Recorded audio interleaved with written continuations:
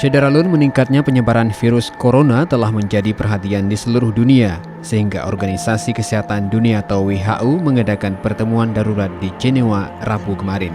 Studi yang dilakukan oleh Pusat Kolaborasi WHO untuk Epidemiologi dan Pengendalian Penyakit Menular Universitas Hong Kong memperkirakan hampir 1.350 orang di Wuhan tertular melalui hewan dalam periode Januari.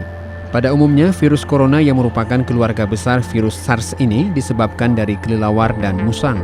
Penyakit tersebut dapat menyebar lewat udara. Selain itu, virus tersebut dapat menular dari aktivitas berpelukan, ciuman, makan bersama dengan penderita, serta menyentuh berbagai objek yang telah disentuh oleh penderita, misalnya tombol lift atau gagang pintu. Menurut catatan WHO, gejala-gejala yang dikeluhkan penderita antara lain demam di atas 38 derajat Celcius yang diikuti meriang di sekujur tubuh, nyeri otot, sakit kepala, kemudian batuk tidak berdahak, serta rentan mengalami kelelahan. Penyebaran penyakit baru di Tiongkok ini bertepatan dengan perayaan Tahun Baru Imlek di negara itu, ketika jutaan orang akan pulang ke kota asal mereka dari kota-kota lain untuk merayakan liburan.